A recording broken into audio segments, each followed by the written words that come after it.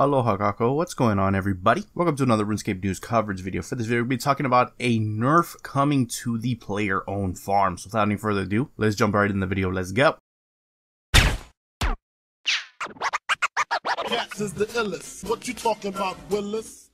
Alright guys, before we get started, it's important to note that these are all being tested currently, so numbers could change at any given time. It's not set in stone, and Jagex will keep us updated if any of these figures change. So let's get started. Apparently Jagex has been monitoring the player-owned farm content since release, along with player feedback, and have concluded it's giving out too much farming XP, heavily devaluing other training methods. So these following changes are going to go live in about a month's time. First off, experience at the player-owned farm is going to be modified based on the health and happiness of the animal you're checking, ranging anywhere from 10% to 70% of the original XP value, based on how well you've cared for your animals. So the most you'll ever get is, 70% of what we're currently getting. Next up, breeding in any non-breeding pens is going to be 5 times less likely to succeed, and 5 times slower. The current breeding rate for the